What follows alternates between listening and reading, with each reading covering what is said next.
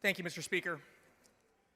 Let me say at the onset, Representative Hunter, that I have tremendous respect and admiration for you and for your years of service in this chamber.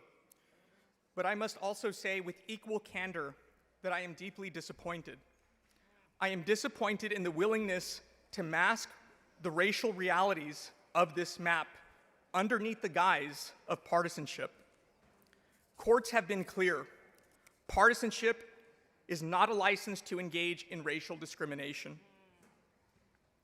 It wasn't until today that I more fully appreciated what Dr. King wrote in 1963, sitting in a Birmingham jail, expressing his frustration with the moderates of his time.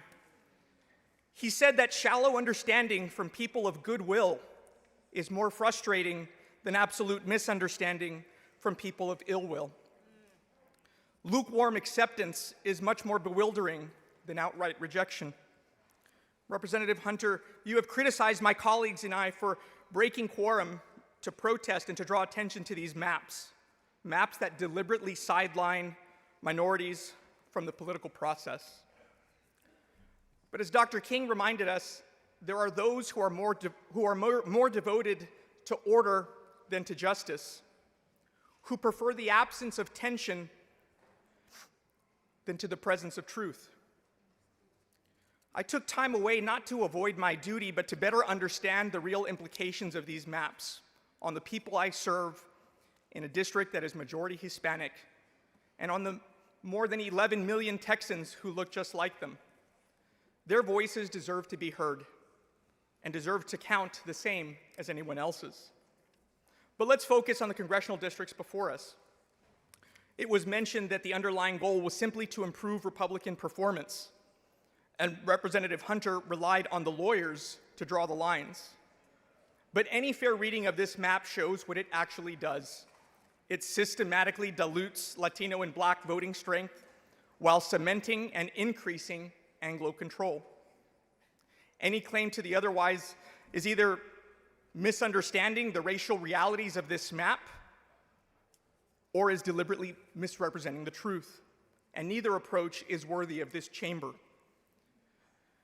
We have not seen a map this deliberately engineered by skin color since the days that brought Americans to march from Selma to Montgomery, Alabama in the 1960s.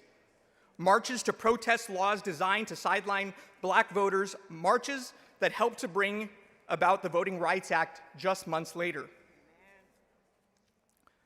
Today, Hispanic and white Texans each make up about 40% of our state's population, equal in number.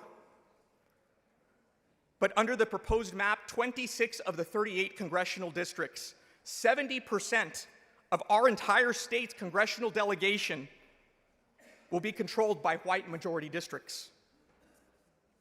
You cannot say you found a way for one racial group that is 40% of our state's population to have 70% political control in this state and say that the racial disparities are merely coincidental. 45 years ago, Anglo-Texans made up 66% of our state's population. Today, that number is 40%. Yet your map freezes white political control as if the demographics in this state have not changed at all in the last 50 years. And somehow, in the 10 hours it takes to drive from my district in El Paso to yours, Representative Hunter, on the coast, across this vast and diverse state, your lawyers somehow managed to draw non-racial lines that will leave your party representing 90% of one race. And in case if your lawyers didn't advise you, it's not Hispanics or Blacks. Why does your party want to represent 90% of white Texans, but not 90% of Texas Hispanics or Blacks? Because this map has methodically carved and segregated those populations to ensure they cannot influence elections in those 26 white-controlled districts. Here is the cold, hard truth. Under this map, white Texans receive one member of Congress for every 445,000 residents. If you're Hispanic, it takes about 1.4 million residents for that same representation. If you are Black, it takes 2 million. In this proposal, a Hispanic Texan has 1/3 the political value of a white Texan under this plan, and a black Texan 1/5.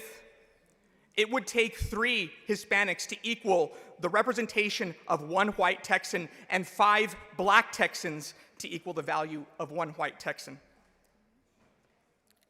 Under these lines, Texas Hispanics will be the most underrepresented population group in all 50 states. The level of underrepresentation will far exceed what even conservative courts have struck down in Louisiana, Alabama, and just yesterday in Mississippi.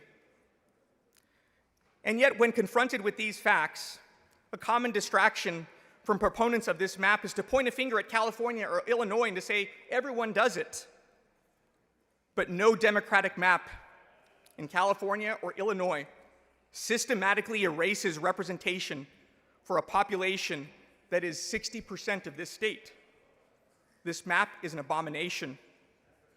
It is shameful.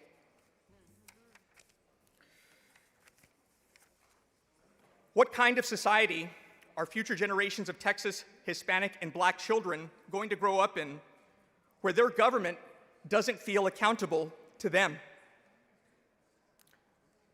Where they've drawn the lines where they are only accountable to another group based solely on the color of their skin. All Americans, all Texans, whether Republican or Democrat, black, white, or Hispanic, should be appalled at what's happening here today. That our government is wanting a map where it would not be held accountable to the majority of the residents in its state, but to the ones that it hand selects, and in this case, by race. Mr. Speaker, I voted for you. Despite our vast political differences, I know you care about this institution and the way that we do business to serve the people of Texas with fairness.